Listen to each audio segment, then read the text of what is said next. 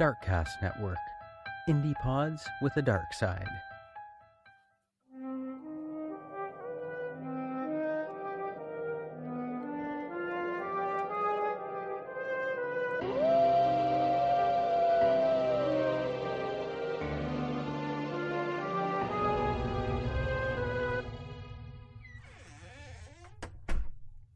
Welcome to Castles and Cryptids, where the castles are haunted and the cryptids are cryptic as fuck. And I'm your host, Alanna. And I'm Kelsey. And we are Canadian as fuck, which I've probably said that before. I need a new tagline. No, but we're getting close to episode 200. We are on 181. Yep. That's crazy. But yeah, we hope you enjoyed last week's. We've had a couple different ones where we did one case per episode, and they were long ones, so I hope you like that we split them up. Yeah. If you don't mind. Don't want like a 4-hour long episode. Yeah, unless it's a Marvel movie. I don't know. Yeah. Don't release the cryptid cut. No. It's a nerd joke. Yeah, it's Happy Friday and it's happy like St. Patrick's Day weekend when you hear this. And also happy motherfucking birthday to me. Yeah. Woo, happy Pisces season. Yeah. And spring. Oh my god, I hope you guys are all having a good spring. We're going to talk about some springy stuff this episode, so that gets me all jazzed up and out of my seasonal depression. Yeah, it's a perfect time of year. It's my favorite time of year. It's pretty good. The days are longer and my snow is melting. My dad surprised me. He told me he had planted little seeds and everything in the garage, all little plants he's like pre-growing in the garage, and then he's gonna transplant them when it gets warm enough outside. I was like, oh, that's cool. Like my parents haven't had like a little garden or anything for like 15 years now, so I'm like, oh, that's really cool. Oh, for sure. Yeah, it can be tough. Grow some. Yeah. Plant something, it doesn't grow. You're like, Yeah, we stick to pretty easy stuff like beans. I know he did some zucchini and oh yeah, maybe some carrots, like stuff that very low maintenance, nothing finicky. The zucchini does well here, as there's one picture on my Instagram where it's one's hanging over the side of our thing like engorged. It's right. And then you have like that rhubarb or something that never quits. Like that's unkillable. I have tried to kill it. I have 4x4s stacked on top of it. I put cement sidewalk blocks on top of it. I put a black garbage can on top of it, like turned upside down, trying to block out any sunlight from reaching it. And apparently that doesn't bother it. It still manages to grow. Not as out of control as it used to, but I mean, once we finally get to like landscaping my yard and doing the fence and everything, it's basically gotta go. Like, so that's crazy. But it would be like, I don't know, 2 or 3 feet across, and then it'd be like 3 feet high at least, 3 or 4 feet high, and then it would go to like seed, and then it would spread seeds everywhere, and yeah, it was just a nightmare. The cockroach of garden plants. No. Is it like technically a weed? I wonder. It kind of, I'm not too sure. Like, it's just annoying because like if it seeds everywhere, it'll just grow like random patches of rhubarb in the middle of your grass. So that's very annoying. Oh yeah.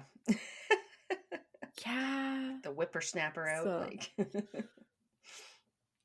Yeah, I remember I used to cut it down to nothing, and I called it curb stomping. I would just like obliterate the roots and everything. I would just kick it to death. And that didn't help. It kept coming back. So You went all American it had History X on that shit. it did. That's Rough. when I like threw a sidewalk block on top of it and was like there. And then the next year it Oh, like God. grew around the sides of Salt the the sidewalk earth. block. And I was like, Yeah. my dad's like, your It's last crazy. resort is just pouring gasoline on it, but that'll kill all your grass too in that area. And I Right. was like, well, I don't really want to do that. Salt and burn, baby. Yeah, that's rough. Yeah. No, I don't Wild. want to get the wrong impression. You're like curb stomp. I just got this image. I was like, oh God. We're going Yeah. full crazy. I would Mount just kick it. Fast. I would just kick it until it died. Brutal. It lives. Yeah. Yeah. That's how I vented well, my it's true crime. frustration in the summer. Just attack my river blood. No, I'm my mom has a gardening. This is vine. Like relaxing. I want the vines overgrowing. Like that's what I'd love to get going on my trellis. And in my mom's house, she's got like the wild green grapevines that grows all up on over Yeah. her deck and stuff. And I'm like, oh, that's so cool. Mine just was like take doing some. good. No. Last year, mine for the first year ever didn't come back. So I don't know about this year, but last year was the first year it didn't grow. A So grape yeah, well, vine? yeah, I have Mm. so like I have purple and green that my aunt had planted here when she lived here, but that was Oh, like 15 okay. years ago. And this is the first that last summer was the first summer it never came back. But there's been a weird tree that for some reason took root like in that area, and that's getting bigger each year, and I feel like that may have choked it out. Yeah, could be, hey. When we do my Hmm. patio, we're going to be paving that area anyway, so we would have had to dig that all up anyway. So but it is kind of Okay. disappointing. It's like, oh, like my aunt Yeah. planted that 15 years ago before she died, and yeah, now it's gone. Right. Yeah. And it's nice when they can, yeah, exactly, continue living on and growing and bearing Yeah, I always fruit. thought of, Yeah. even though we didn't really ever do anything with it, it was nice to look at and kind of cool. Yeah. Yeah, I know, we'll I was see looking. this year. Maybe it'll come back. Right. Well, hopefully. That would be nice. And then, like, yeah, I always see fruit trees and I'm like, I should do something with this, especially since we started dabbling in mead and stuff. I'm like, give me some honey. I have some Saskatoon berries in my freezer just waiting for me to get some honey and actually do something with them. Excuse me. What was did you tell me what your aunt's name was again? I forgot. I just didn't know Cindy. if I asked. Oh, I like that. Yeah. I love a Cindy. Yeah. Never met a Cindy I didn't like.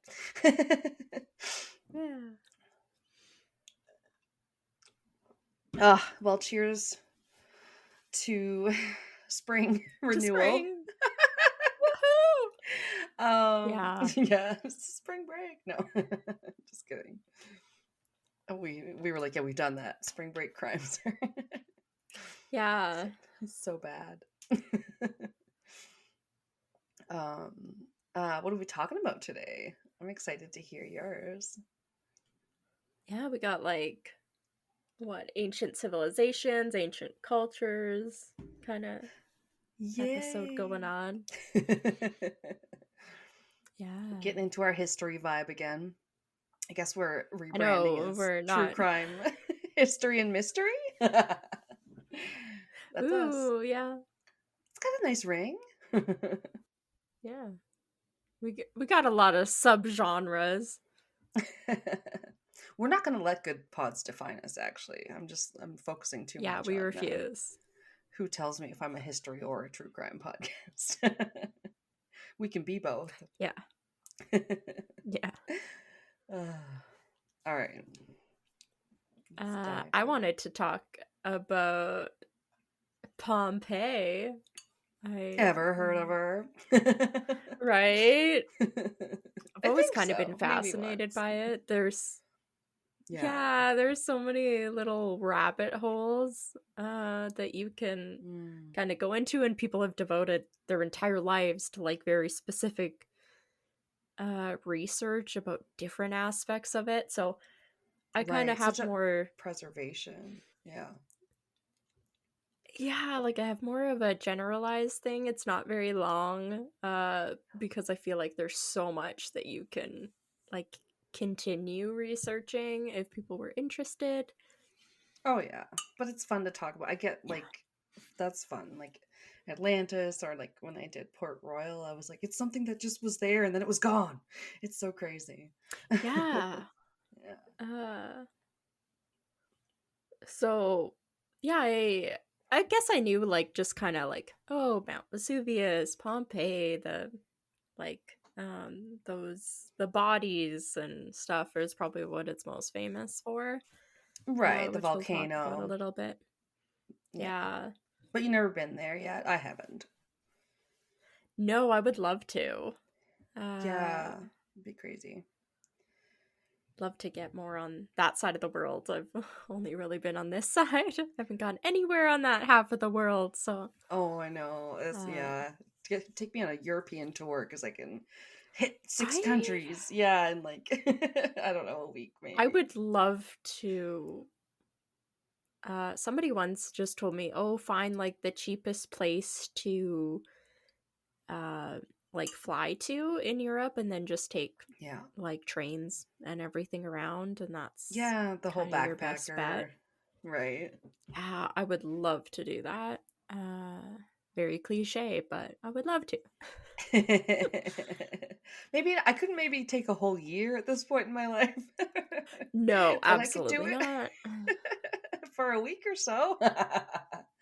Yeah. um Yeah, I don't think I could do it more than a couple weeks. Uh, yeah.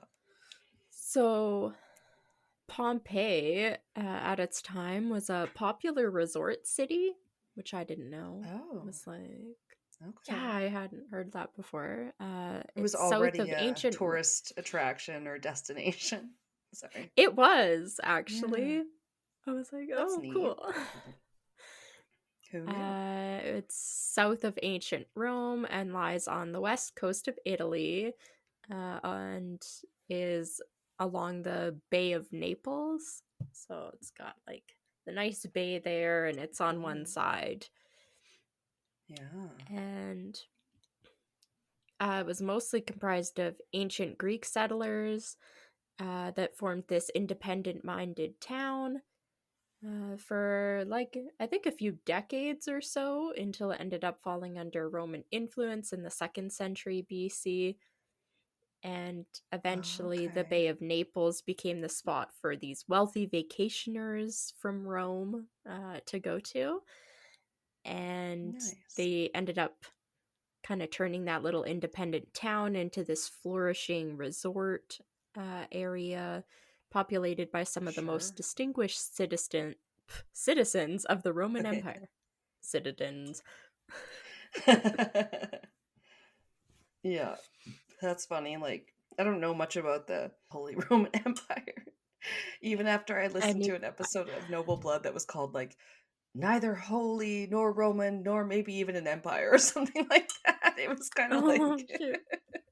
maybe we think of it as I don't know, more of a civilization or a time than it was, but like Um, I'd have to re-listen to the episode. We're not like the guys that think about it every day or whatever the the trope is yeah. nowadays.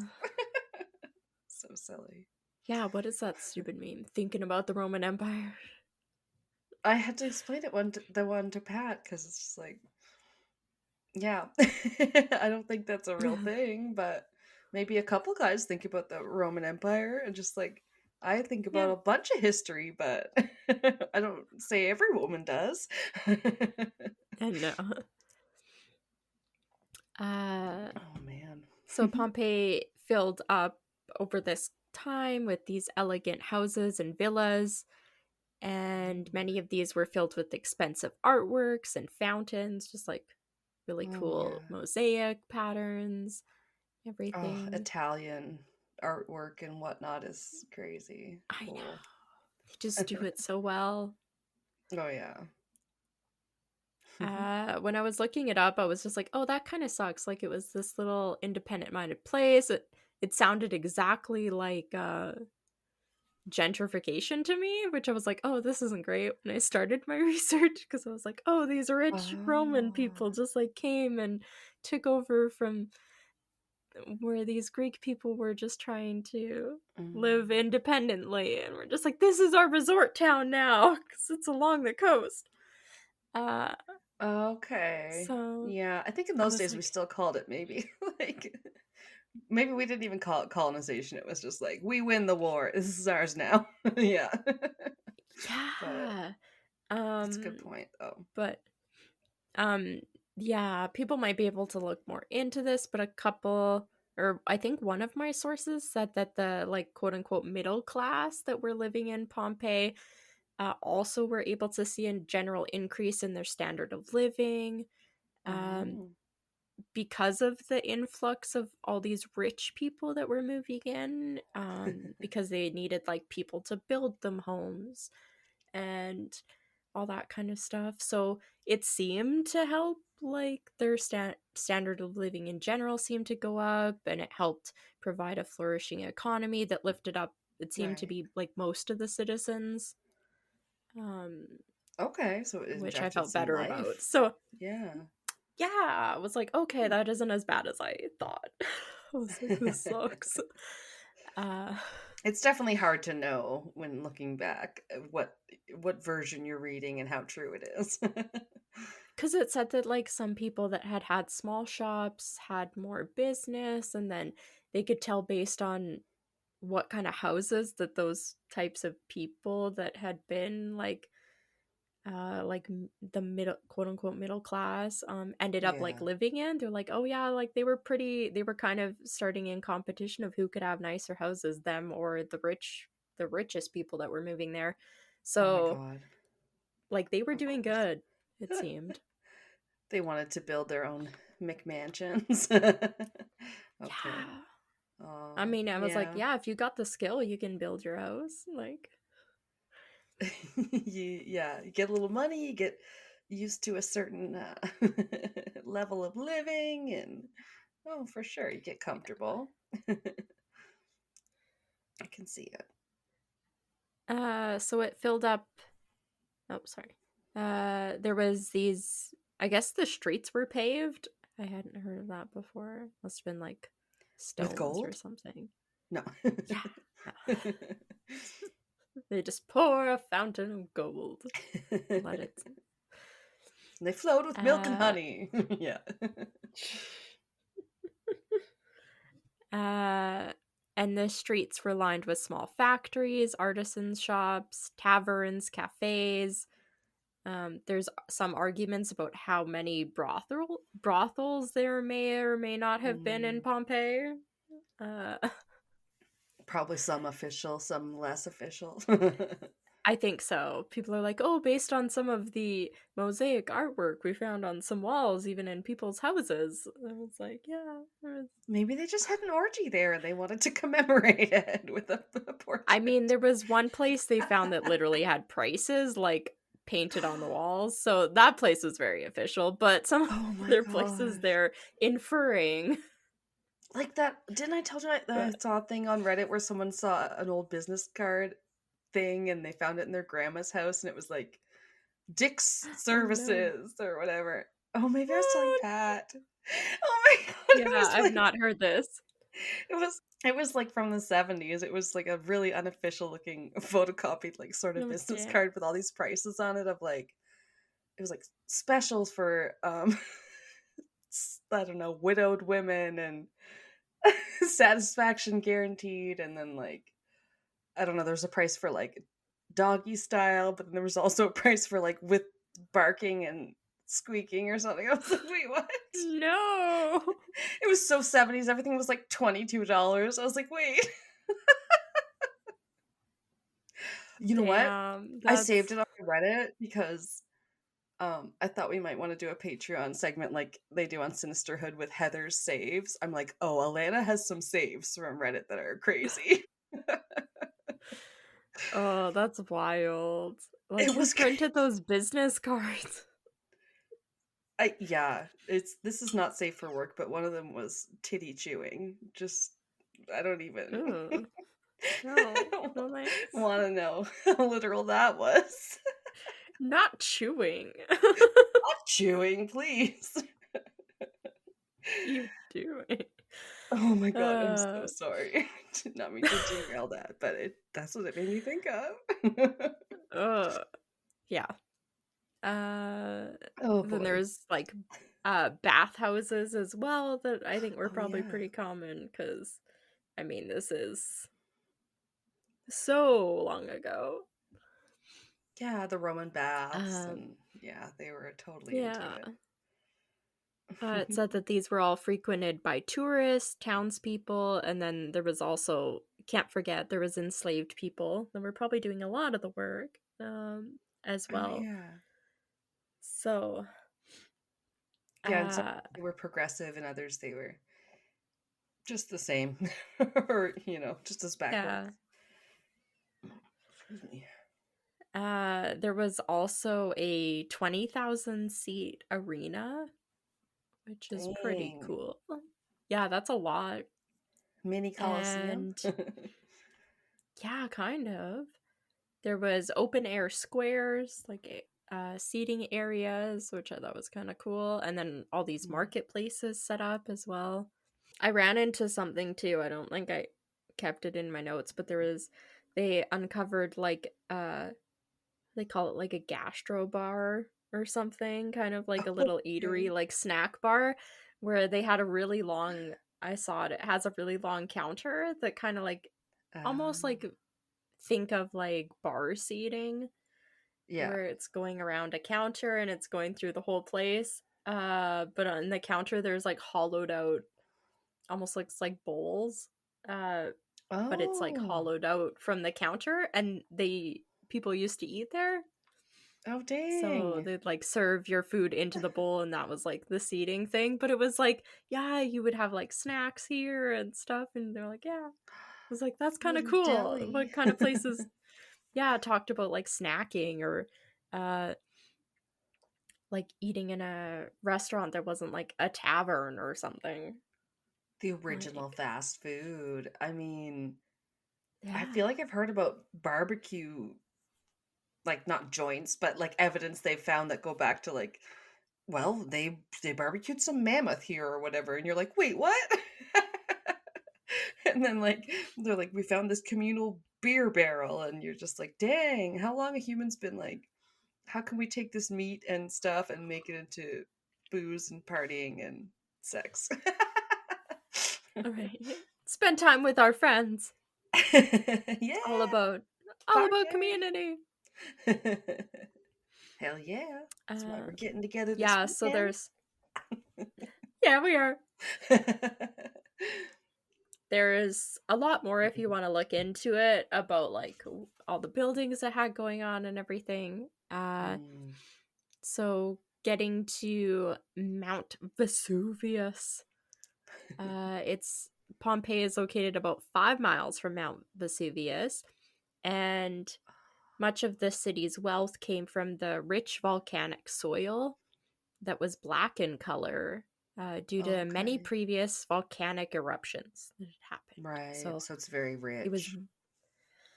yeah, I thought, like, I think the first time I started looking it up, I didn't really understand that. And then I started thinking about how they talk about when a forest fire goes through and like burns everything, Hmm. and then you have all that ash, and then stuff tends Right. to, when it does finally start growing, it tends to come back better and like fuller and lusher than it did before, because of the nutrients in the ash and stuff, which seems very weird.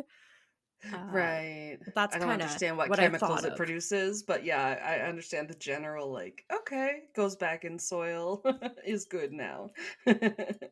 Yeah. Yeah, so I think the ash and everything from these previous volcanic eruptions had made the soil there like really, really good for growing things. Mm. And these volcanic eruptions had been happening for thousands of years. And sometime around 1995 BC, it experienced an unusually violent eruption, uh, one Oh, that has now been named the Avellino Avellino eruption, which is said to have shot millions of tons of superheated lava, ash, and rocks about 22 miles into the sky, ooh, and it would have destroyed almost every village, house, or farm within 15 miles of Mount Vesuvius. So that was like way dang. before Pompeii. That's Yeah. crazy. But you said 1995 BC? That sounds I crazy. know. I was like, oh, that was. I kept It's being like like, how are these dates working? Because I was like 1995. It's it's the like, reverse of your birth year. It's the negative. yeah. I was like, wow, that's a really long time. Yeah, okay, so 2000 years before zero. It's I crazy. think so, right? That's how that works. It's so confusing to me. Hey, I find some podcasters have an even harder time with it. I mean, we're just as young as the Americans, and you should hear them be like, wait, 1100 is a year? Like, oh, I can't comprehend this. I'm like, yeah, it was like medieval Oh my times. You've god. seen the shows. They had like Wow. People have to be playing that outhouses. up. Like, you think we just started at 2000 and something? At Sometimes I 1500? wonder how long Like, they think the American colonies were there before they had the revolution. They're like, 1500s, nobody was here. You're like, well, definitely there were a lot of Native jeez. Americans. Anyway, I'm not trying to Yeah. disparage our American podcast counterparts. But I will say, because we get, maybe because we watch a lot of American TV, but we seem to know a lot more about their geography than that they grasp Yeah. about ours. Absolutely. Definitely. Yeah. The area around Mount Vesuvius, I guess, was particularly perfect for growing olives, grapes, and other crops. And the wine Mm. from Pompeii was often like bottled or whatever and sent back to Rome and sold to some of Ooh. the richest families. Oh, hell And so yeah. it must have been very good wine. Wine and grapes. Oh, great. Good I region love it. for it, yeah. We're like, we Yeah, it's get so Italy. cold, we can make ice wine. Yeah. Yeah. That's cool. So the Mount Vesuvius eruption took place in 79 AD. Okay. Uh, yeah. So Hmm. there's some arguments about like what day it occurred, but they all kind Yeah. of agree that it happened that year. Yeah, the calendars Uh, were s- not as clear then. yeah, sometime in August, I think it said. That would make sense. I mean, they And just weren't all on the same, like, exact date on their calendars. Yeah. yeah, this buried the city of Pompeii under a thick blanket of ash. It started shortly after noon when the volcano erupted for a second time. This time sending Oh, up, or I think there was like, yeah, there rumblings? was like kind of two things. So, yeah, shortly after noon, the volcano erupted, this time sending up a plume of ash, rock, and scorching hot volcanic gases straight up into the sky. Okay. Sorry, my Yeah. dog was barking. I was like, Pat's gonna get Oh, him. Yeah, we're good. Okay, so there was uh, two eruptions that I didn't know. there was like something that happened, and then because there was like all these little Mini um ones? yeah, sorry, I have to go to it. because I have it a little bit later on. I mean, I know we have a better time, like, keeping track of them now and monitoring the seismic activity or whatever. Yeah, for sure. Yeah. Scholars estimate that there were about 12,000 people living in Pompeii and almost as many in the surrounding region when the eruption happened. And the region, this is where I had it, the region had been experiencing a number of small earthquakes, which were shrugged off as tremblers before, because they were really frequent in the area. So I think that was happening. And then, the eruption. So I think there was only one eruption, but there had been like little earthquakes and stuff that had been happening. Right.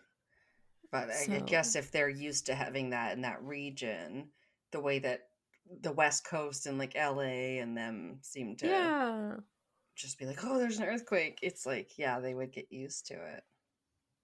Okay. Yeah.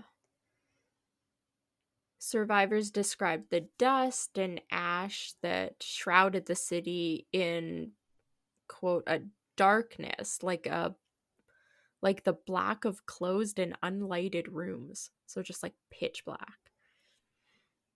Ooh, blackout curtains. Yeah, I can't imagine just the sky going black. I guess that's like what, an eclipse, but I know, and they didn't know what the fuck those were. They're like, yeah, right? Well, guess we're dead. Like that meme of the guy in the red shirt and he's old and he's just like shrugging. And then I always see it with captions. Oh, like, yeah. Well, guess I'll die now. Like, and there's nothing left in the fridge. Like, okay. Yeah. I typed in my symptoms into WebMD. Guess I'm dying tomorrow. I'm already dead. Yeah. I died last week. No point. Yeah, so funny. I love that. Oh my god. Have you seen between that and that the movie? Oh, sorry. The Pompeii movie. That's all. I think I might have watched it, the one with Kit Harington. Yeah. I mean, you know how it's gonna end, but Kit Harington, so. I can't remember if I watched it or not. Yeah, it was good. Yeah, it was fine. If I have seen it, I remember nothing about it except the movie cover. I can picture perfectly. I mean, yeah. Are they embracing? Because it's kind of like that's how it ends. They're just gonna hold themselves together and watch their doom come upon them. That's how I felt watching that Star Wars one where you know they're all gonna die and you're like, wait a minute. This is a prequel. Yeah. That's why I don't really like prequels. I don't really care about finding out what happened before if I already know the ending. Yeah. Even if it is like set 100 years before or something. Yeah. Depending how obsessed I am. Like, I'm definitely going to watch that Lander prequel, but like, come on.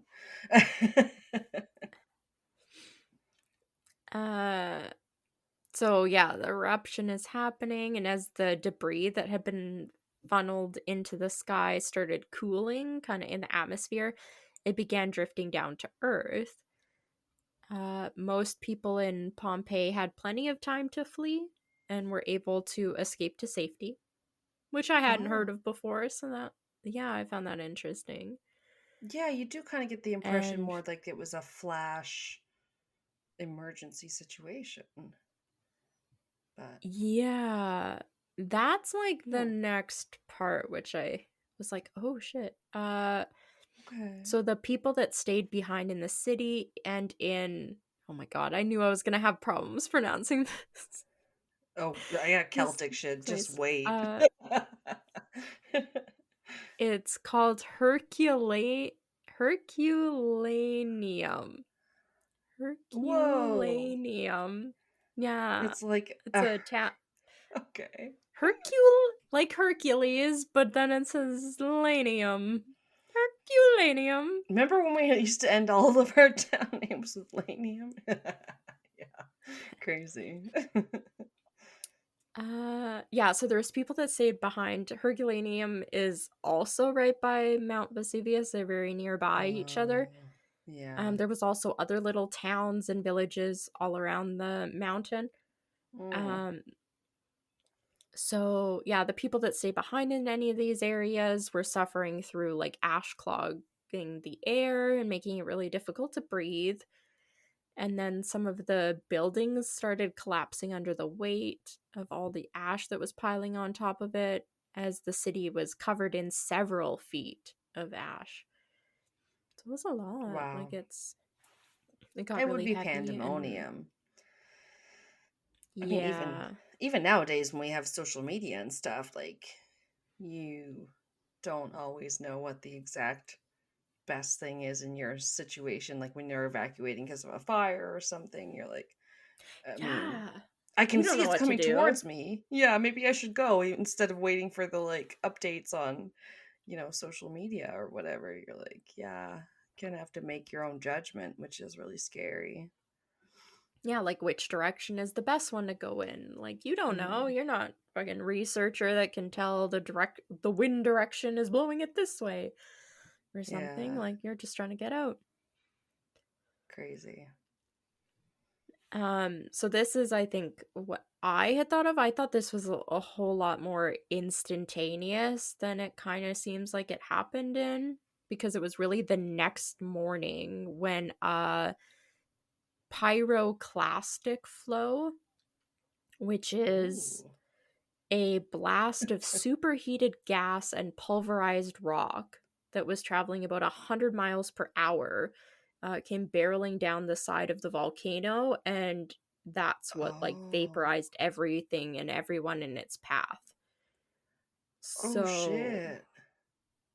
yeah. So, kind of from out of nowhere, from what it's been Yeah, doing, it just and that was the did next that. morning. Like that was what it erupted at about noon the one day, and then the next morning, so like about 20 hours, I'd say 20 to 24 hours later is when What? this like thing came out. And then it, yeah, And it was that fast? yeah, I it's at don't 100 I'm miles not per hour.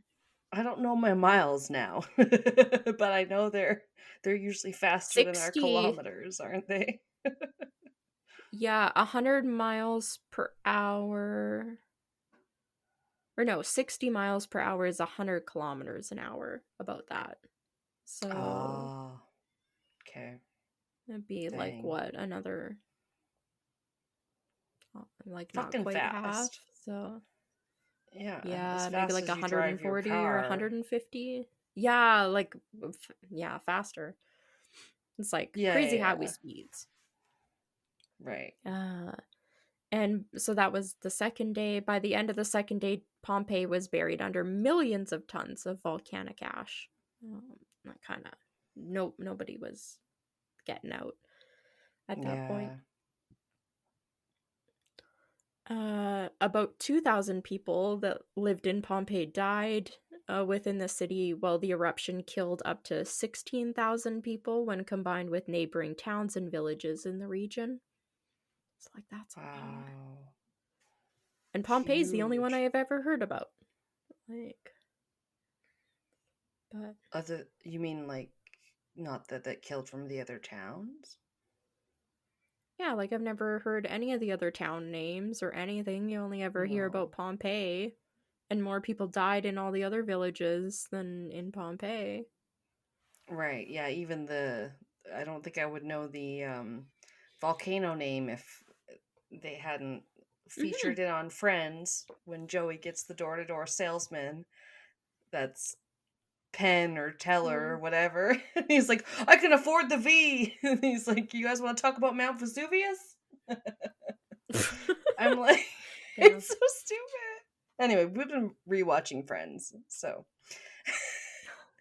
expect some early 2000s weird references because you're like, oh, yeah, that was a while ago. No. I just remember when like Chandler gets that portable laptop and he's like, it has, I think it's supposed to be like Excel spreadsheet or something on it. He's Oh, like, I God. can change the font and the colors of the columns. And I was like, oh my God.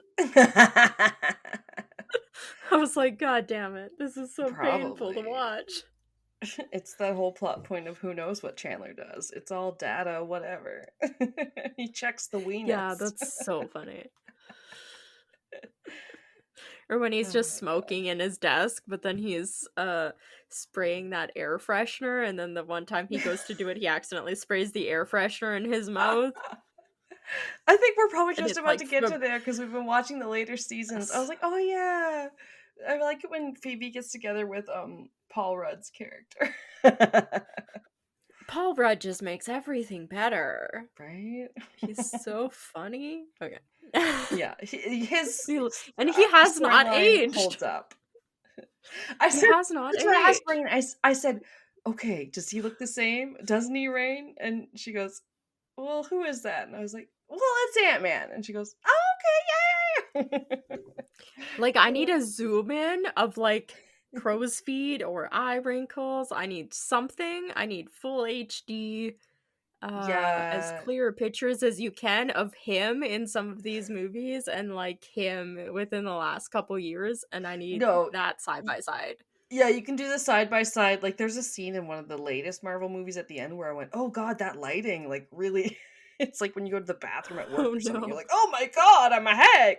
But, like, then you do those quizzes online where they're like, is this older Paul Rudd or is this younger Paul Rudd? And you're like, I Oh have no no. idea. You've not done that? No. It's impossible. He'll be like 10, 15 years older in the right picture, and you're like, well, no His idea. hair is gelled and spiky. It's the same. It's the same picture. Yeah.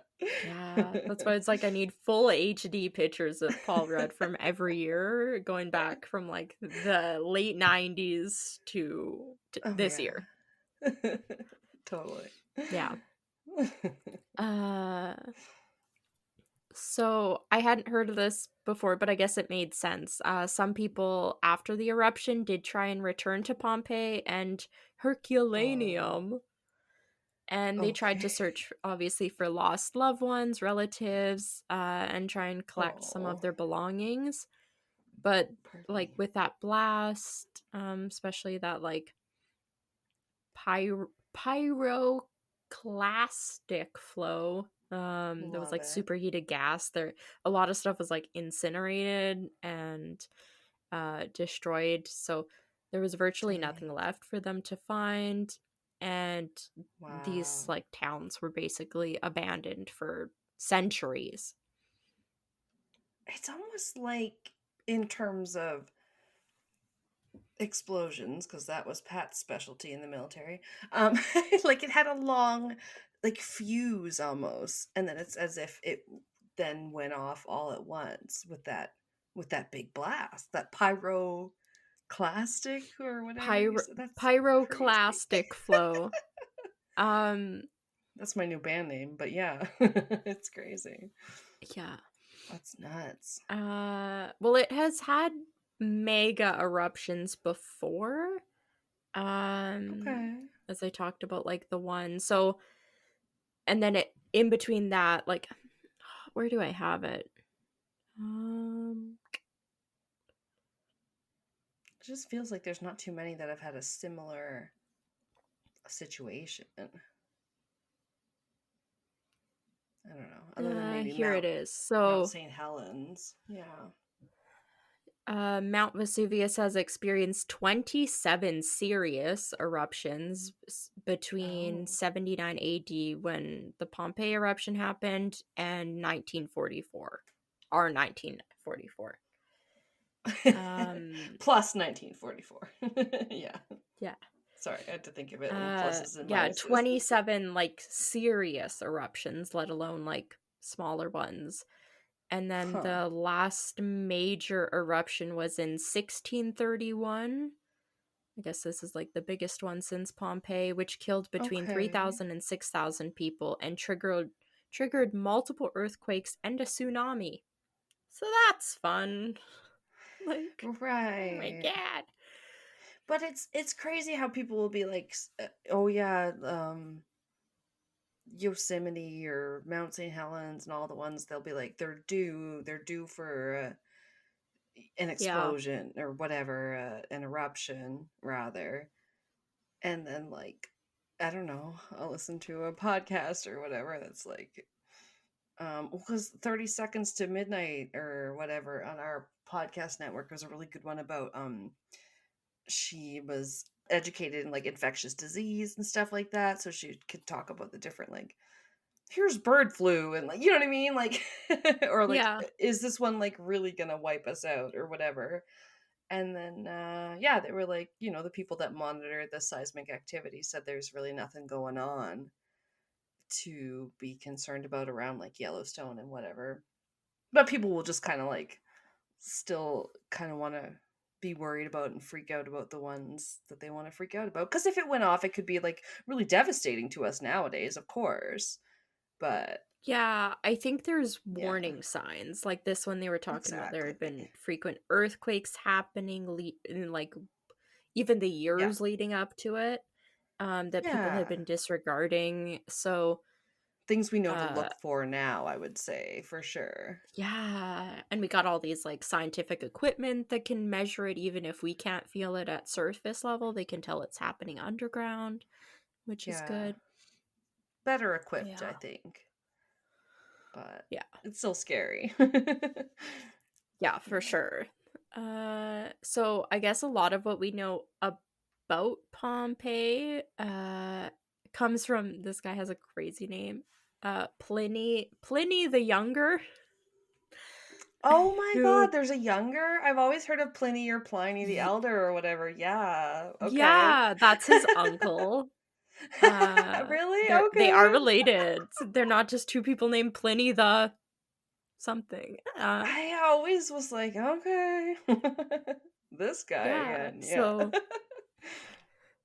So Pliny the Younger, he was a I think some stuff said he wrote about what he saw 17 years after the eruption, and then others things said he Okay. was 17 years old at the time of the eruption. So I'm not sure.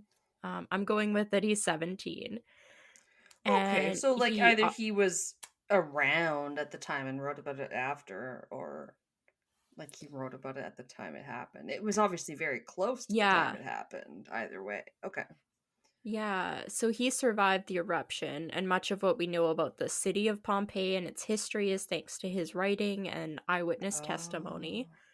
cool. He actually watched the eruption from across the Bay of Naples. So relative safety. Yeah. It doesn't sound like they were in danger across the bay, so they were kind of watching and being like, "Oh shit." Uh, Yeah.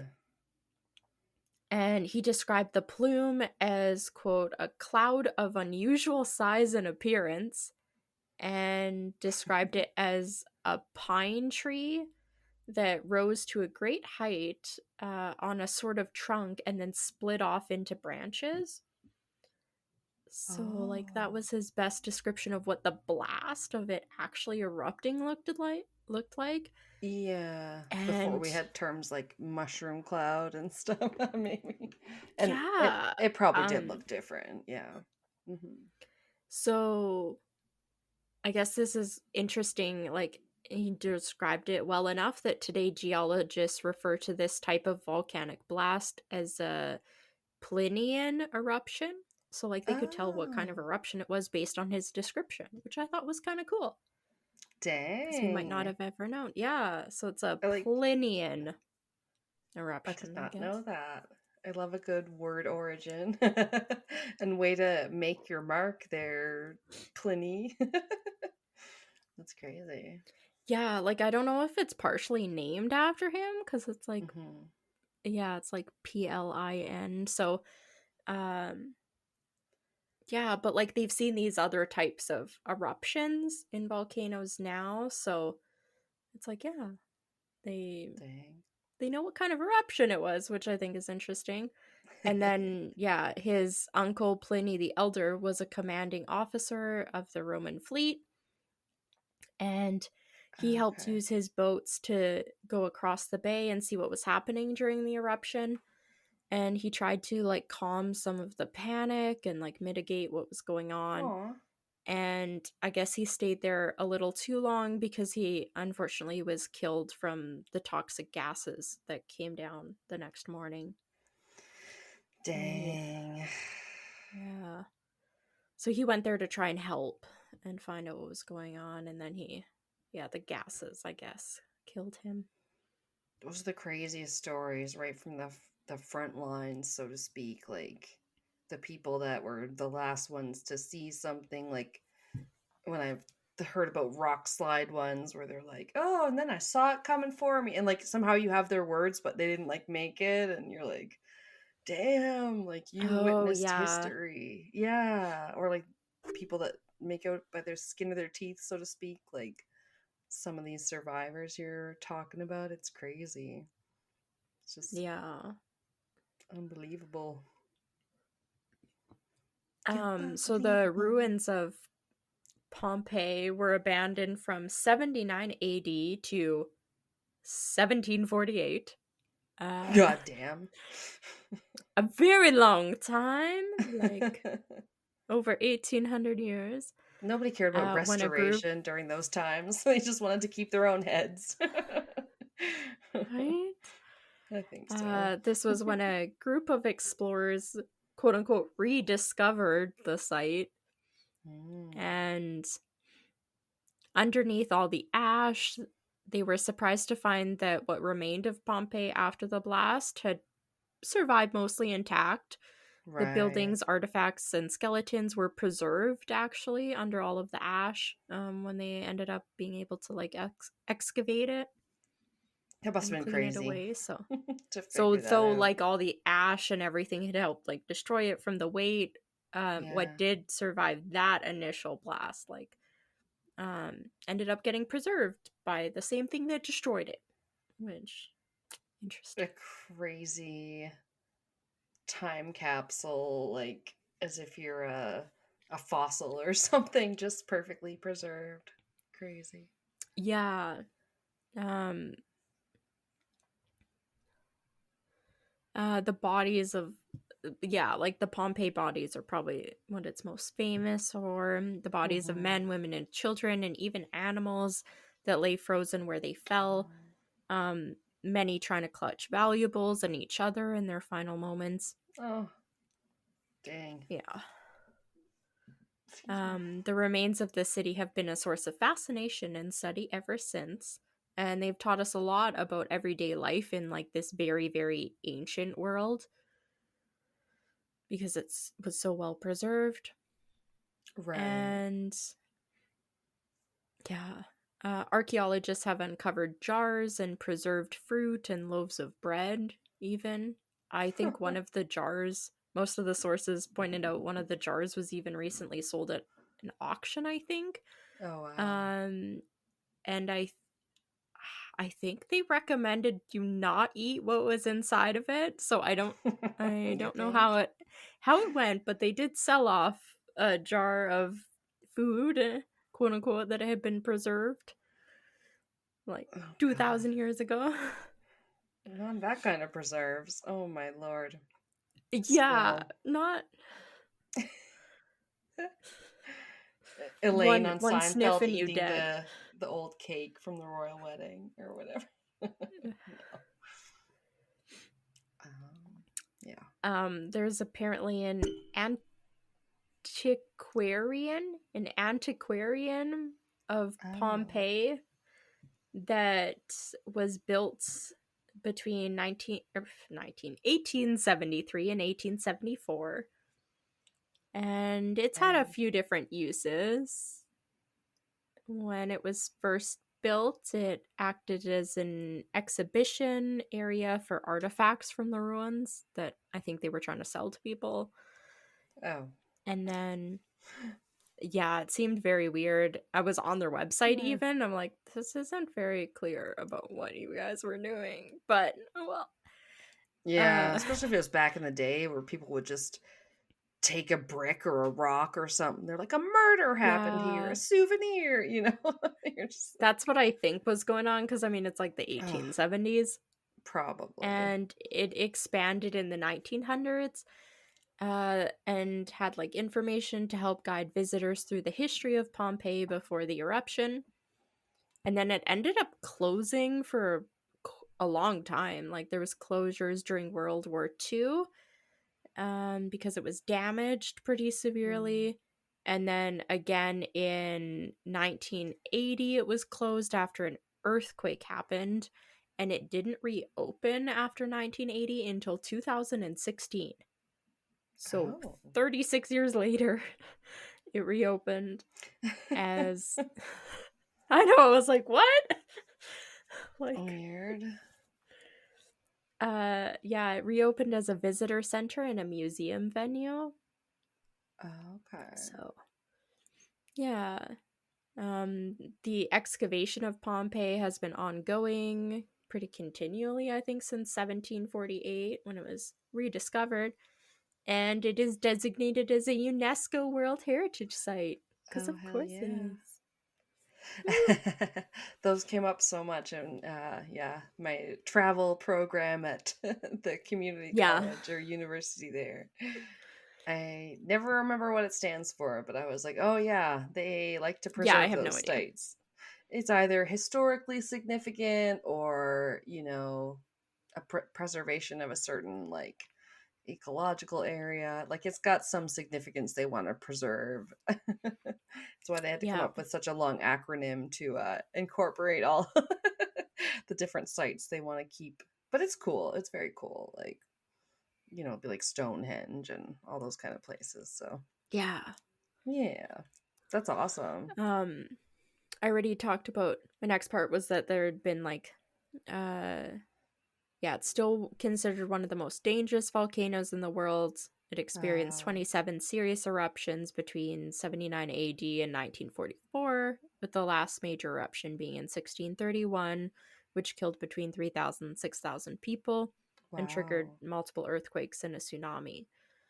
And as you kind of mentioned, like experts believe that we are overdue for another catastrophic eruption at any time. And they are closely monitoring the situation and like all that kind of stuff. So I'm sure we would get Yeah. pretty good warning. Yeah, I think overdue might be Um, something we use a little too often or casually. I don't know. Yeah. I'm like, yeah, they can track it, but it's so hard to predict, right? yeah, I don't know what kind of pattern it's had over like these over 2,000 years. If they can tell what Yeah. other, I mean, if they can tell it erupted in 1631 as well, then like I'd be interested to find out like how often it's erupting or anything like that, and then be like, oh, is Hmm. it been like 100% dormant or like what's been going on in that time? Yeah, what could have triggered it maybe then or something? Yeah. But now like I guess there's nearly 3 million people that now live within 20 miles of Mount Vesuvius. So Oh that my is kind of God. in the blast zone of like Wow. all the other earthquakes or sorry, all the other eruptions. It killed all the Yeah. people that lived between about 15 miles away, and now there's about 3 million people living 20 miles within it. So it's a lot more, but it said that they have It's procedures and scary. everything in place that uh Hmm. they don't think there would be many casualties other than like just the like commotion and stuff that might happen, Sounds like at as least we're I better think is prepared or aware. But yeah. mhm. Yeah, I don't know all about the like early warning systems and stuff that they Right. have, but yeah, I mean, we know a I lot bet. more now about natural disasters. Yeah. So, Probably like that. I think I mentioned that place that was in like Finland or something that has it's in a fjord, bottom of the fjord or something. So they're like, well, if this starts to go like this chunk of mountain, then you guys should probably get out because it's like fallen before uh, and all that damn. jazz. Yeah. Yeah. That'd be too scary for me to live in a place like that. I don't know.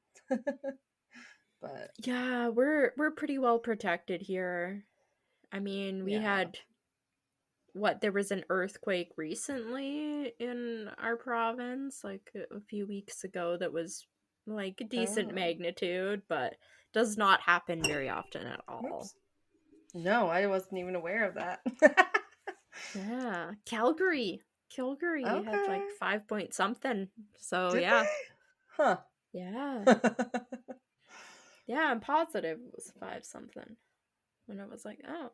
Yeah, we don't get a lot here. I mean, we're starting to get a lot more like hail and stuff, but I think it'd be impossible for us to ever have a tsunami. We don't get a lot of tornadoes or hurricanes, really. So, No, because we that's don't why have Pat likes it, because it's kind of landlocked and stuff. There's mountains. Yeah, we don't have the colds and like the type of pressure systems kind of that you need. I was like, don't get me started on having the cold. This is the coldest place I've ever lived. Just kidding. Yeah, but I know what you mean, like a cold front or like a change or whatever. Hi guys, I'm Courtney.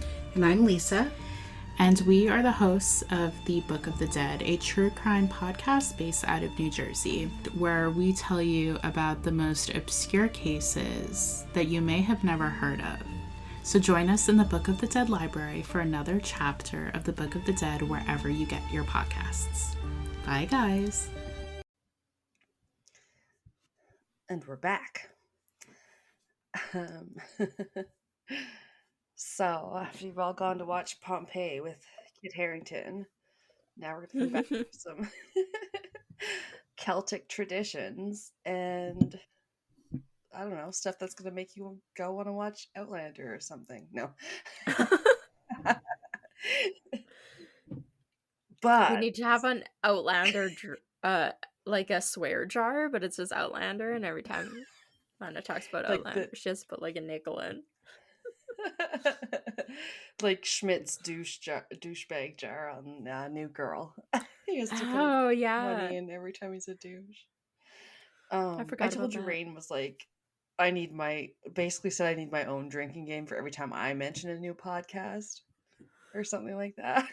I think so, yeah. I was like, sorry. But this is actually, Celtic apparently predates Scotland and Ireland, so that's kind of cool. And also, I've always found it a little bit confusing, too. Yeah.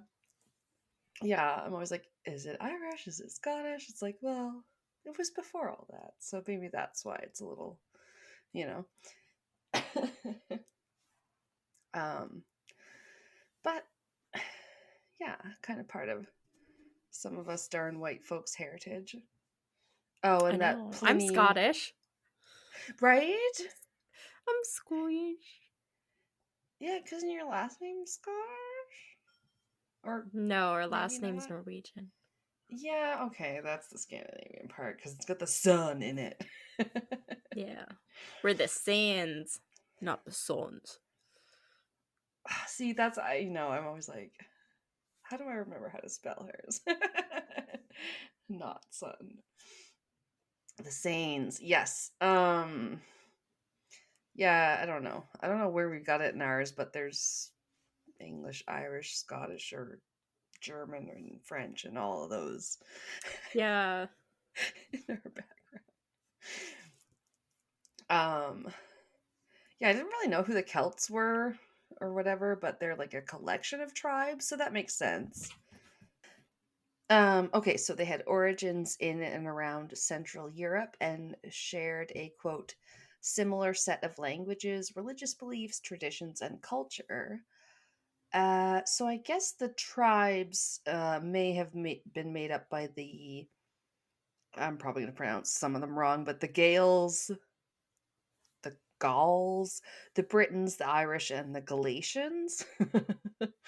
And yeah, I'm like, I didn't get too far into it because I felt like it was very history. It's bogged down, but it's interesting too, you know? Yeah. Yeah, like the Celts were apparently the largest group in ancient Europe. I guess at one time. I don't know. I was like, okay, kind of fun fact. And from as early as 12,000 BC, 12,000? 1,200. 12,000. Oh no! We're just inventing times now. 12,000. I can't do times, Kelsey. Oh God. Even BC confuses me now because I'm like, wait, are we still using that? But yeah, um, 1200 BC. They were spreading through Britain, Ireland, France, and Spain, and they often clashed up against them, the Romans that we mentioned. Oh, okay. The maybe Roman Holy Empire. Homie. Homie. The These are homie my Empire. Roman homies. They're all broskies. Okay, so yeah, I would say mine is more of a culture because I guess we don't know a lot about the old Celtic, like druidic stuff, and as you'll come to learn, that's because they didn't like write a lot of that shit down. Yeah, But like, fair. yeah, modern days we a lot of people have really leaned into the traditions, like Celtic themed weddings and Celtic like new pagan traditions. So it's very fun. It touches on a lot of things that I really enjoy. So I was very happy to do it on one that comes out on like St. Patrick's Day weekend. I was like, oh, this is gonna be really, Yeah. yeah, very appropriate. Fiddly die dee dee dee. No, but very cool. The old ancient Celts believed in life after death. Like I guess this has mostly to do with their druids, but they would bury their dead with their worldly goods and also weapons. So kind of like the ancient Egyptians did and stuff like that. Yeah. Yeah, send them off in style. The early Celtic priesthood was the Druids, and they were fans of what they called, I guess, transmigration. I was like, what the fuck is that? But it's Huh. reincarnation by a different Okay. name. They're like It's also like, called metempsychosis. I was like, what? no, psychosis. No. Metempsychosis? Something like that. Transmigration. I like reincarnation. That's easy to remember. Yeah. So that's cool. That's definitely something I know that a lot of Asian religions believe in also, but the Irish Celts believed in something they called the other world, which was either in the underground or believed to be on these like little islands out in the sea. Just kind of cool. Out in the sea. Remote little islands somewhere, I guess. I don't know. I have no more I want my information own on that. island.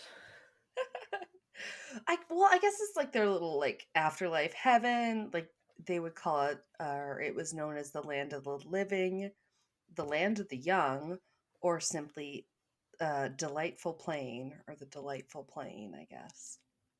Oh, I like that one. Right. That's what we should name our salad dressing. Sun Valley Ranch, Delightful. delightful plain. There was no sickness or death here that they believed in, only happiness, health, and youth. I guess they're to me like fairies or something. They're like 100 years feels like one day because they were just so long lived or whatever. So somebody whose name sounds like Poseidon but is like Poseidonus said yeah, spell check had an issue with that. Yeah. It did not like Herculean or whatever. I was like, what? Right. No, I kept thinking of Herculean because you do hear that word as like it was a Herculean task, but it was what, Herculaneum or Yeah, it was. it Yeah, sounds it like kept a comic underlining book. like so many things. It also, I didn't even end up saying it, but I did not know that people that lived in Pompeii were called Pompeians. I can't even say Ooh, it. Pompeians. Okay. Pompeians. It's hard to say. Yeah, it also did not like that word. It was like underline 1,000 no. times. It's like, what is this? It was like Pompeians at the end. It was like Pompeians. Not a double letter, bookkeeper. No. Yeah. No, but my notes be so mad if I, or the things I'm quoting or the way I'm spelling it, they're like, Yes. that's the British English spelling or whatever. I'm like, yeah, I'm fucking Canadian. If I want to spell honor with a U, then that's how you should recognize it. Anyway. I'm not salty at all. Did I say they fought the Romans? They fought the Romans. Okay. They fought Dick Roman. No, that's the guy in Supernatural. Remember they had a character named Dick Roman? No, I don't. Okay. Anyway, it's later season. I'll leave that there. But oh yeah, they believed in life after death. That's right. That's where I got to reincarnation and the delightful plane, where there was no sickness or death, only happiness and health and youth, and 100 years feels like a day. And Poseidonus said that all Gaulish religion, as they called it, and culture was determined by 3 factions. And I only thought these guys were cool because they very much sounded like, like a current D&D game. The factions were the druids, the bards, and the seers. Okay. Which, like, yeah. And the seers were more often called the Vates, something like that. But yeah, it definitely got co-opted into D&D culture, let's just say. The druid means knowing the oak tree, which is probably why all their powers are like nature powers and all that.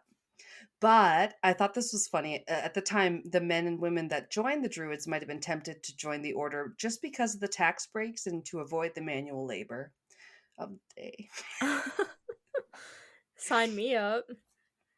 I know it sounds like they were the hippies. That was the commune, and they were like, well, they don't have to pay taxes, Yeah. They don't have to. And really you get work. important thing. You get to avoid manual labor. Yes. I mean, especially when everything was either the working class or the people that were born with money. Not that it's not still kind of the way, but yeah. Some would study for up to 20 years, and they learned and committed many verses to heart, but they did not believe in writing things down. Their ways and traditions were all oral, so to speak. I don't know why they had it against like writing things down, but they just did. Huh. I know. I'm such a big reader. I'm like, well, I guess I participate in an oral tradition now, being that I'm a podcaster, but Yeah. kind of strange. And as you know, this cameo came up in yours. We're gonna have a Pliny or a Pliny or whatever. I never know how to say it. But they practiced human sacrifice, and this was according to people like Caesar. Yes, that Caesar. And Pliny. Oh no, he's getting stabbed in what the internet told me 2 days. I never remember. When's he getting stabbed? The Ides of March. That's the 15th of March. Yeah, I always remember because that's the day after my birthday. Yeah. Okay. Oh yeah, happy so the birthday time to your this mom. Yeah, she's the day before you. Yeah, which was the same day as my grandpa's. I forgot about that. Anyway. I'm sorry. I'm buzzed. Okay. Happy Pisces. Yes. Crazy Caesar. Oh boy. Stab him. Stab him. Hey, too, Brutus. No. Yeah, Caesar and I always want to say Pliny. That's just always how I had pronounced it in my head, but I think you're right. It is Pliny. And this is the elder this time who had written about them. And in Ireland, it was likely banned, the human sacrifice, by St. Patrick. Boo. Yeah. They built a bunch of temples. This was like post-Gallo-Roman period, whenever that was. Many have been found in Britain, Gaul and parts of modern-day France, bits of Belgium and Western Germany and Italy. Kind of all over Europe a bit, but um uh yeah, trying to decipher like what Celtic. Oh yeah, Celtic literature, they were like basically consists of any writing that were in olden times that were in Irish or Scottish Gaelic or Manx or Welsh or their sister languages of Breton and Cornish. And these are, Oh my god, you know, that's a lot. I know. Cornish makes me just think of Cornish pixies. I'm not gonna lie. Straight from Yeah. Harry Potter. um, but like, oh my god, Irish, which is basically Gaelic. They call it Irish now, and then Scottish Gaelic. Like they're so confusing in their letters. And guess what? I have some of their pronunciations coming up, and I didn't look up any of them. It probably would have cost me an hour, and then where would I be? Telling Kelsey I was still looking up pronunciations. It's rough, you guys. So yeah, all those languages and that to say the Celtic literature also birthed something they called the Fenian cycle, which I loved because I thought of Fenrir, my dog. Yeah. But it had to do with the hot hero Finn McCool, Finn McCumhale. You know, you've seen that restaurant we had in town here that was Fionn McCool's or whatever? It's that guy. Yeah. Okay. I don't know how to say it. There's so many different, like, there's that spelling, and then there's this Fionn McCumhale spelling, and I'm sure that's also not how you say it, but I was had like a legit legend. that just reminds me. Really? There was a customer at work that I was trying to put something aside. He brought it up, but like I think his mom was shopping, so we put it under his name for some reason because I didn't know like mom was with him. And I was like, "Yeah, what's your name?" And he said like Matisse. Matisse. I was like, Matisse? And he's like, "Yeah, it's Matisse." And then I like grabbed the card and I was like gonna write down the name, and I was like, "Sorry, can you just spell that?" And he proceeded to spell Matthias. Mathius. And I was like, fucking Matthias, you coming over here? My name's Matisse. What? Oh, what the fuck are we doing? So like that's his pronunciation. I guess so.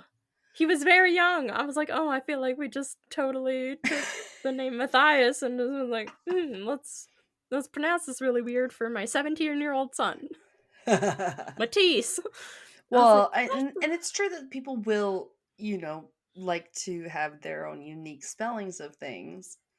Hence the whole. It was spelled exactly like Matthias. Matthias. Like, yeah, that's how I would have pronounced it as well. Yeah, like, that's an interesting choice. I was like, but there's ones where like I read these Reddit posts where they're like, and then my teacher argued with me that my name was pronounced the Spanish way, where I'm like, I think I know if it's Nicole or Nicole or whatever it was. Like, it was one of them was anyway. You're like, yeah, don't argue with a kid. Yeah, it just threw me off because I was like expecting like different, and then as he's spelling it, I got to the end and I went, oh, that's just Matthias. It's like, I don't know what's happening here. It's Timothée Chalamet. I'm sorry. All of those names, no. Oh, God. I'm sorry, I'm dying. Yeah. Okay. I just had to mention that because they're like, I don't know how to pronounce this. And I was like, oh, this literally happened to me earlier today. Like, I'm going to pronounce nothing correctly. I'm so sorry. They do bits about it where they're like, how does the Irish actually say this? You're like, oh no. Yeah. But I feel bad, I do. But they had some cool traditions. Yeah. Yes. So like the way that Celtic women would marry for like actual love and choosing their own partner and retaining their own property upon their union was pretty cool. Like, Good. yeah. Almost I'm like I know they had like some mashups with Vikings and stuff, but it does remind me of that. Yeah, Um where like women still had rights. And you're just like, yeah. wow, we were so behind the times. Those societies that won't totally patriarchal, yeah. Yeah. um they had something called hand fasting, which I had heard of, but it Because of Outlander. never. I'm so transparent. I knew you were gonna do it because I was like, I only know about that from Outlander. Yes, they did feature it. You're right. Yeah. I learned it was born in Ireland and Scotland during the Celtic period, and it's like this binding of the hands, and you can use ribbons like they did in this wedding Yeah. ceremony that in this article I looked at. But basically, it's like, yeah, that you don't need rings. Yeah, just clasp hands and make your vow. And yeah, they made it seem in Outlander it was like it was mostly used by people that were not able to get to a church, like they were mostly rural. But then Yeah. also, I don't know, like this one article said it was also used by like wealthy couples too. So I was like, okay, I don't That's know. cute. Yeah. Yeah, it's like a promise ring or something. Yeah. I don't know. It's nice to like want to do that with somebody. Yeah. Yeah. Yeah, sometimes nowadays there's less courting, as you would say, Yeah. as in the old days. But then sometimes I watch a season of Love is Blind and I'm like, well, they asked themselves all the big questions and they still didn't get married. Don't do it. It's a rabbit hole you don't want to fall down. Oh, this was kind of cool. You could get like handfast.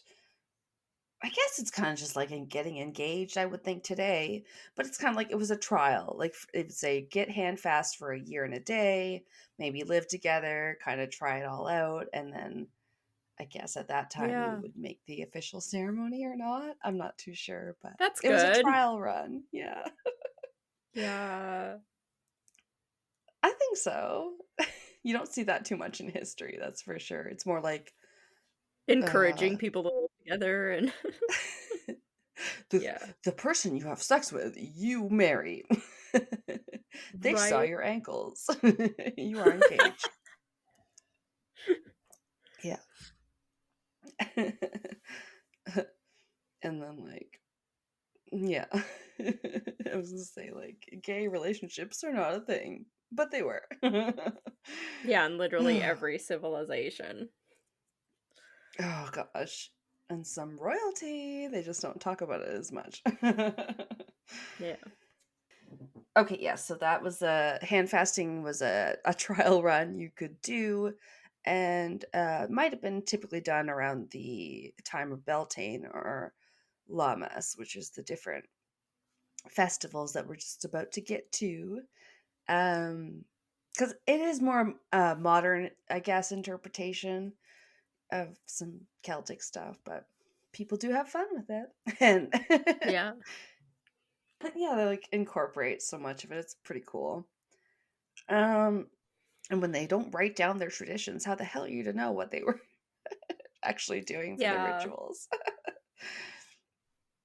um, so yeah, the neo-pagans of today keep it alive. There's been sort of a Celtic revival, and in the example of the wedding ceremony, they would have something that you could call the stone of the jury.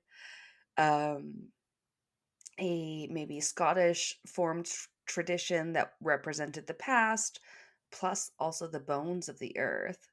And then you could have the couple just like hold this stone in their clasp hands during the ceremony. And then they're like receiving the blessing of the earth through it. And then when the ceremony is complete, what they do is they just throw it in a river or they place it in their garden. And that's how No. they manifest it. Cute.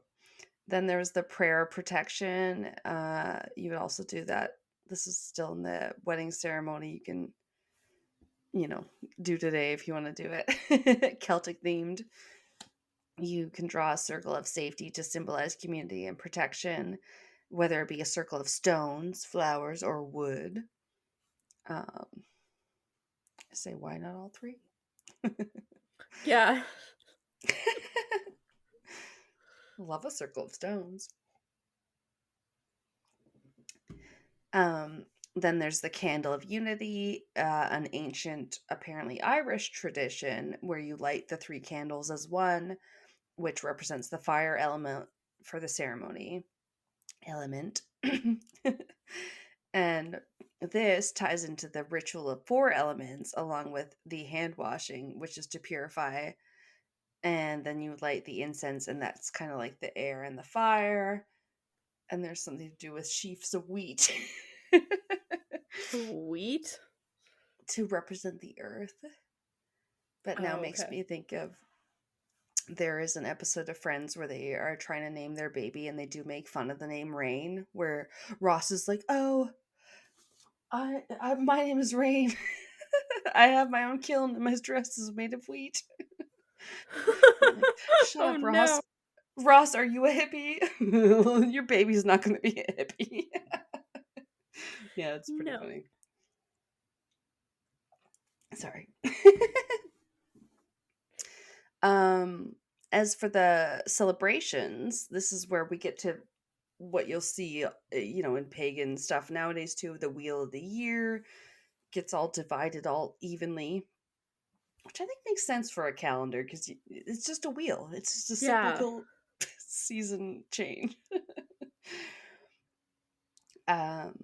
They have 4 fire festivals to celebrate the sun's transition through the seasons and intersected by the solstices and the equinoxes. And I like when they start from Samhain, Samhain or whatever. So they start with the Halloweeny one. Yeah. And then the solstices and equinoxes. So the next one of those is Imbolc, which is February 1st, and then Beltane, which is May 1st. And the one I always call it Lammas because I can't pronounce the other one, and that's August 1st. They said the solstices and equinoxes celebrations are probably not Celtic in origin, but they are used to fill out the wheel of the year now. They might be more like Germanic or Neolithic. But whatever, I think they're still cool. They're considered the quarter fests and are Yule, Midwinter, December 21st, Ostera, March 21st, Litha, Midsummer, June 21st, and Mabon, September 21st. So I'd say we still kind of like, especially the Northern Hemisphere, when it is so dark, we're so happy to celebrate something where it's like, oh, it's the longest day of the year, Yeah. Whatever. I mean, it's still on, like, almost every calendar I see. Mm-hmm. So, I know, I realize most of these don't apply to people that live in this Southern Hemisphere, but I guess this is not where most of these originated. They're like, from the UK kind of Europe area, so. Yeah. Yeah, and they were very important to know the seasons. The Celts used them to use the cycle to know when to plow, sow, harvest, and rest. Obviously, each festival meant something different. Like Samhain was the final harvest, which could honor our ancestors, and it was a fire fest, and it was the beginning of the new year in some pagan traditions, not the January that we use now. Which is interesting. Okay. Yeah, it was like, okay, now it's the dark half of the year that's starting. And then you get Yule, which is the shortest day. The nights are getting slowly shorter. Or whatever. It's dark. It's the solstice, and then that one's about the return of sun to the earth. which then they, use to make Christmas or whatever, because that's just kind of handy. But then the next one is the one in February that's Imbolc or Candlemas. So it's the Festival of Fire and Light, and it most often celebrates Brigid. And it's the midway between dark and light, so it's between winter and spring, and that's why it's the festival of purification, light, fertility, and new beginnings. And when you start to get your, your breath back because you're like, the sun is coming. Yeah. That's when it always feels better. That is the next one coming up, Ostara, which is the spring equinox. So that at the time of this recording coming out should be like next week's episode around the 21st. It symbolizes new life. Day and night are equal. Light is overtaking darkness. Sorry. Yes. Finally. Yes. I know. It's already gotten so bright here that I'm like, I need my full face masks. Yeah, your guys' room faces the so bright other direction for me, so I've been like, why have I not bought blackout curtains yet? yeah. That's a me issue. I mean, I have a blanket safety pin to my blinds, so it's very Yeah. No, we the have one of struggle Pat's is real. old army blankets up over our blinds as well. I'm like, what? Yeah. It literally has little ties on it. It has little strings, so I just tied it. Oh, perfect. Mine's just safety pinned. I'm afraid to take it down because I used to have pillowcases that I had up, and the pillowcases were up long enough that the sun like bleached the bleached the pattern of the blinds onto the pillowcase, so there was like all these lines on it. And Were I they was just like, white oh. Pillowcases? No, they were brown. Oh, it was like a nice like satiny brown set, and I was like, oh no, it wrecked the pillowcases. They're all sun bleached. that's funny. So now I have had the blanket up now for at least 5 years. So I was like, oh my god, the blanket, the backside of the blanket's probably bleached out too now. But it's I don't know what it is. They didn't have full blinds in all the rooms when we moved in here, and Pat's not like a total full body bachelor. Oh no! I saw, yeah, Gordo was getting up. I'm just like, we have some art on the wall and stuff, and that's cool, but like for some reason we have let these blinds go, and I'm like, I don't know how I'm living like this. Yeah. It does get bright. That's the thing. And then I have to put my eye masks on. In my room, like, we have the alleyway too, so we have street lights in the alleyway, and my garage lines up perfectly that it doesn't block any of the light, so the street light is like directly into my window. Oh shit. Oh. Okay, so this is like, yeah, we had our last place was like that with the backyard. Is that where the light is giving the problem? Yeah, it's from the alleyway. Ugh.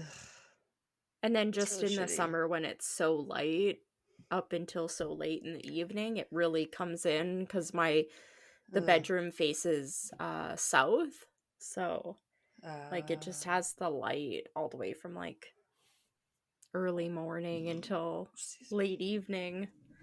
So yeah. No. That's rough. Pardon me. All right. I'm the problem. It's me. It's not Gordo. Oof.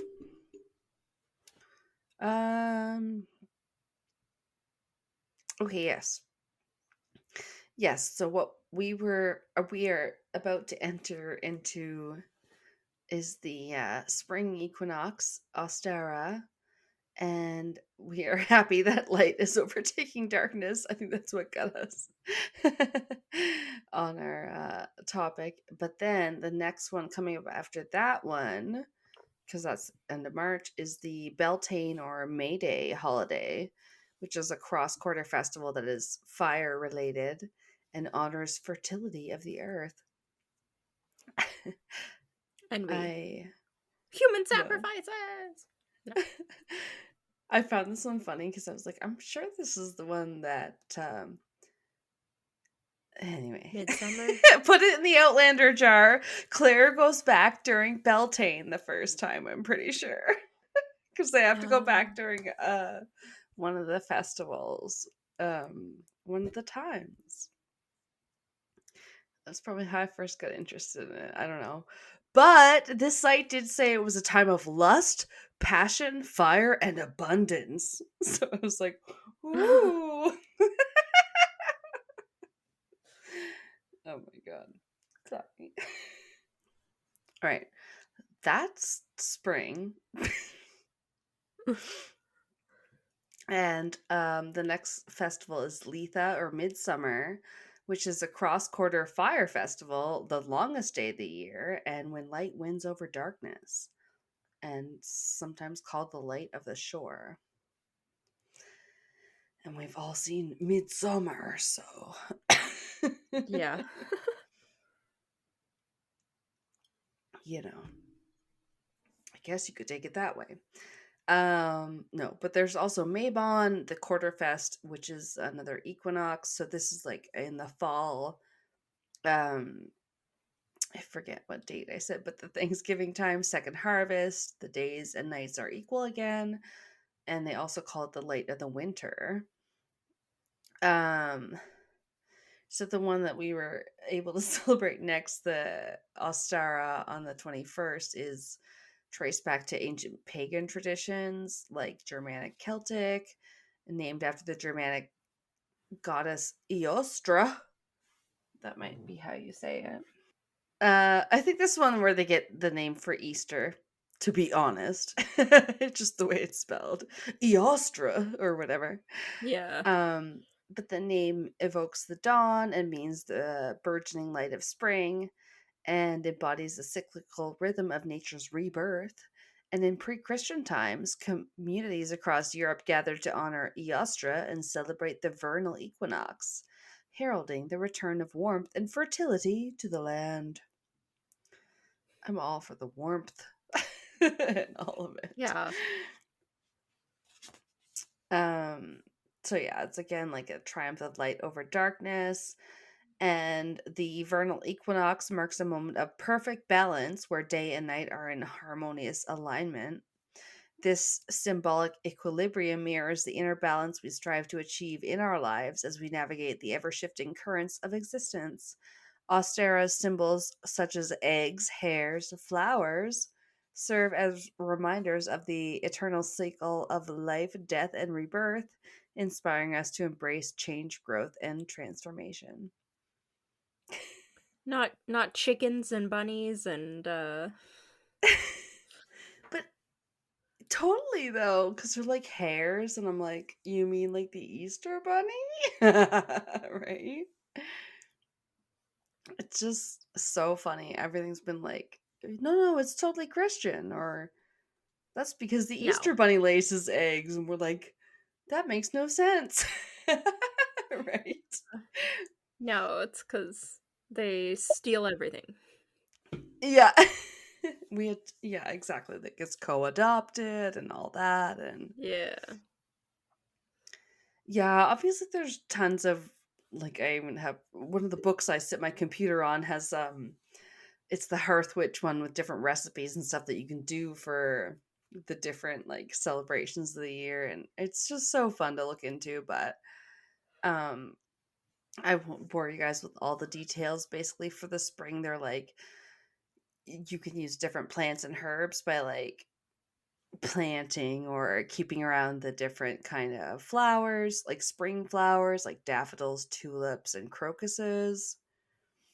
Um, and they represent renewal, growth, and awakening of the earth from its winter slumber. um, it also seems to be where we get like the soft pastel colors, yellow, pink, Yep. and all that, right? I'm like, that's so ubiquitous with like spring and Easter and stuff now, right? Absolutely, yeah. I went to, where was I? Like Shoppers Drug Mart, like the drugstore, because they have a Yeah. decent selection of nail polish, and I was trying to get the Oh. colors to make the Cadbury mini eggs for my nails. And I was like, after 20 Really? minutes of trying to match colors, I was like, why am I doing this? Like, I'm about to spend like $60 on nail polish for freaking What? Easter? No. Like, Yeah, that's how often am crazy. I going to use yellow nail polish or green nail polish otherwise? I was like, no, I'm not doing this. And I put it I all back. guess, unless you got the points. I don't know. I don't know. You do Yeah. you. I was like, especially because everything was going to be like, I normally wear like kind of more glossy like nail polish, and these were going to be like matte, almost finished, like the pastel colors. I was like, how often am I ever going to wear these colors again other than maybe the Yeah. purple? Like, how often Yeah, am you I? don't do like a fancy manicure or nothing like Cindy, and neither do No. I. I sometimes paint my nails, but I normally Yeah. do, yeah, more like, I don't know, like I like sparkly nail polish. Yeah. I like metallic nail polish. I don't like matte colors. And I I was like, know. why No, am I totally. standing here thinking like I'm gonna spend $14 on each color to wear these once or twice a year? Like, no. Like, why Yeah, am I you can doing just this? buy the nail polish, and I'm like, yeah, I don't know. Sometimes it's like, does that even have to be that crazy good when you're like, oh, I paid $50 to get a manicure or something, and I'm like, what? Yeah. That seems crazy. I don't know. Yeah, you can just paint your nails. Right? I used to let Rain do it when she was a kid. Um, Yeah. oh yeah. Anyway. So yeah, I don't know. Basically, next weekend, and we should all be happy with that spring is here and the bunny is there. It literally says the hare takes center stage as a symbol of fertility, abundance, and the playful energy of spring. Sure. I wouldn't have ever thought that before. It's kind of funny. It made me think of Sinisterhood when they were like, because they're based in like Texas, and they're like, oh, they're talking about a animal that's from like Australia, like the koaka or whatever. I think they're fairly cute, but like they're not super common like the Yeah. kangaroo. So they were like, is it like a possum or something? And No, I was like, not a possum. right? They're like, no, it's super cute. You don't see it all the time. They're like, I wonder if it's just something you see like not all the time, like a bunny or something like here. So it's like a treat when you see it, like Christy says. And I was like, aw. I was like, before I even moved to like Alberta, I never saw like bunnies or rabbits anywhere. And when you move here, you see like Yeah. jackrabbits out in the wild or going home from work. Sometimes I see them in my parking lot. It's so weird. I don't know. Yeah. You do not see that in Eastern Canada. We don't get bunnies or jackrabbits or anything like out in the wild. Like, Really? it's so weird. Yeah, Oh. not at all. Or Maybe it's more of magpies. a prairie thing. Oh yeah, totally. Coyotes. I thought coyotes were huge, like wolves. And then like come out here, and then like we see some of them walking out our dog and stuff, and I'm like, they're tiny. I don't know, it's so Yeah, but they can weird. be vicious. Oh yeah, I don't want to like meet one or anything. I'm just like, I thought they were Yeah. like as big as like wolves. I don't know. It's weird. Um,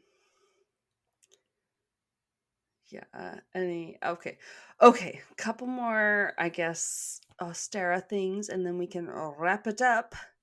So you can use some traditional food like that represents the seasonal delights. They might include eggs, fresh greens, dairy products, because they, of course, represent fertility, rebirth, and the potential for new growth, um, and all that kind of stuff. I have a bunch of recipes in my thing. If you make an altar for Ostera, they're like make sure to include spring flowers. As mentioned, you could use your pastel colors, symbols like the eggs, nuts, nests, or honor Ostera herself with some of her images and statues, or symbols such as cream, milk, seeds, eggs, or grains as gratitude. I remember we had a little bird nest on our thing Oh one yeah, year, and I was like, oh my god, a bird your like nested here. porch light, wasn't it? Yeah. I was like, it's a robin's nest. It's so crazy. Yeah. I'm like, make your home here. I think they all lived. I don't know. You will like this. You can also honor the season by planting some seeds, and for a springtime ritual, renew your home. You want to throw open your windows, let the Yes. air in. Yes. You're like, I've That was already me done it. the other day. I had to put a sweater Do on, it. and then because it Yes. was still a little cold outside, and I was like, It "No, I'm gonna is. sit in my house with all my windows open. I'm gonna do it." And Gordo was loving it. He was sitting right in front of the window because I have one right by a scratching post, and he was sniffing the air. He Oh, didn't yeah. care. He must not have felt cold. I was freezing. I was wearing a Today it was a little sweater. chilly. Yeah, wearing a sweater, and then it was, I don't know, midday, and I was just like, no, I've had enough, and I had to close all the windows. Yep. I was sitting there shivering on my I couch, tried. like, this is worth it, fresh air. I'm trying to make some Macy Gray thing. I try to breathe and I choke. No. Stupid. Yeah, totally. It's like throw open your windows. Everyone's like rebirth. This one was like, this is a good ritual. Clean your spaces. It's like a spring cleaning, but like for Yeah. the new pagan, the witchy in us. They're like, clear your spaces, get rid of your dying plants, which I'm like, oh my god, I have Oh, some in my living room that I can't reach because he's put them on top of the cupboards. oh no. And now they're You need a dying little on one step side. stool. I I have need a a step stool I have to take out for one of my plants. Really? Yeah. Nice. That's dedication. As soon as I put it out, Gordo climbs on the step stool, so I have to save it for last. I have to get the water I'm gonna water it Really with though. ready on the counter sitting there, and then I get the step stool because I have to immediately go up it and then put the water in and take it right back down, or he'll be sitting up there. God damn. He's just like, oh, a step stool? This is new. I want to sit on here. Let me lay on it. Oh, you want to put this away so it's not in the middle of the floor, but I'm sitting on it. Just because everything's about Gordo. I'm just kidding. Yeah. Like he Oh, pays rent. He does not. right? Not jealous at all. He takes up all the limelight. No. Yeah. Oh my god. I honestly was like listening to something today, and for a minute I thought, oh, that almost sounds like a cat purring. And then I was like, no, I think that's only ASMR in our videos. Just a random cat. Yeah. Oh my god, he's so funny. He can be the sweetest little suck up, but Oh, same with Fenrir. yeah. Oh my gosh.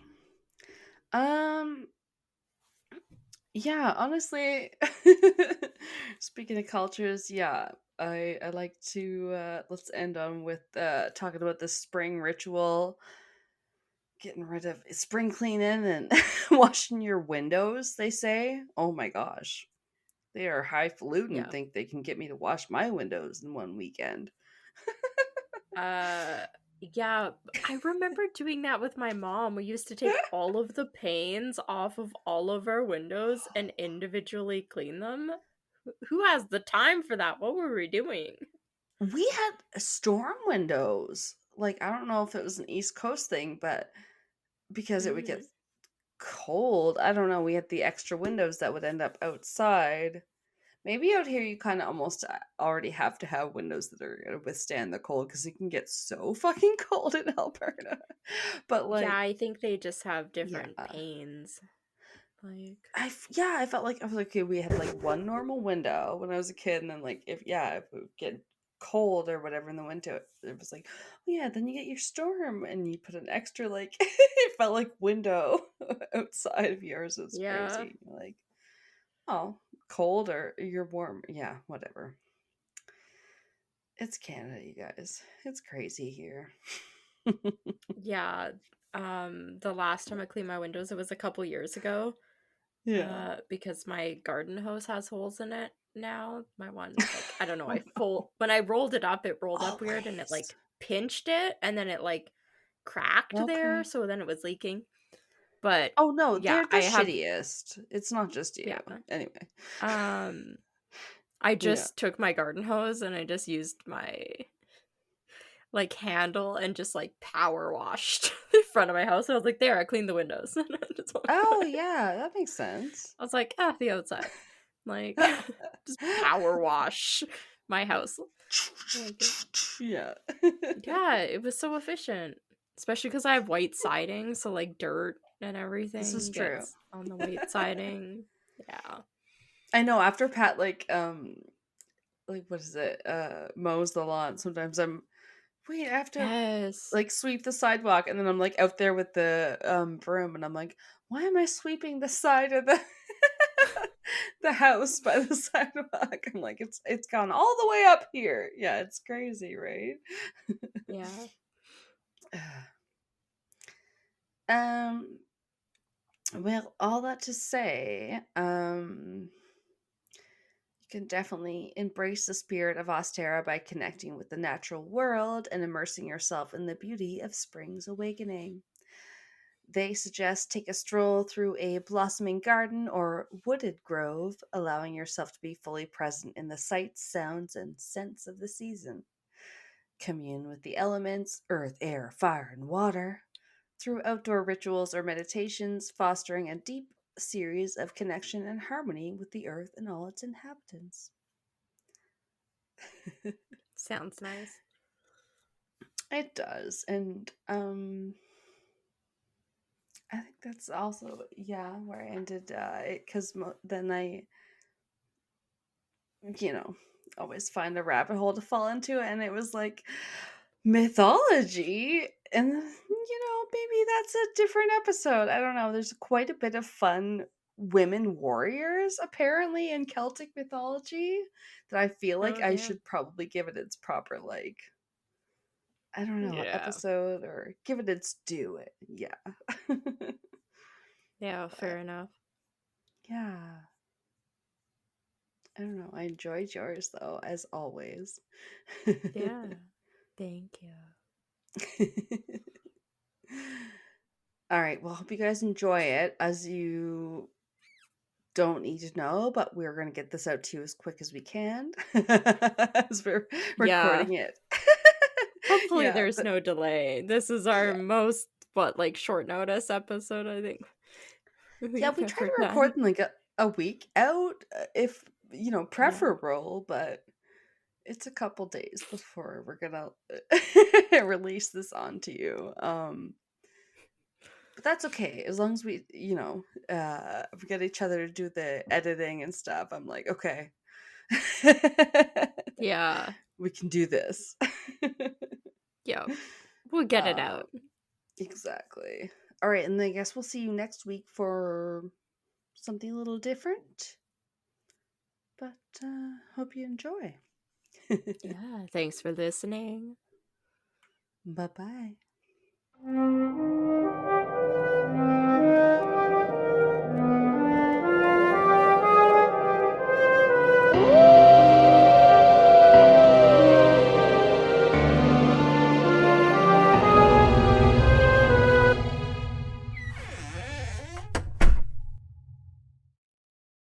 Thank you for listening to Castles and Cryptids. We love all our listeners and appreciate every subscriber, every new review, every listen, rate, and download.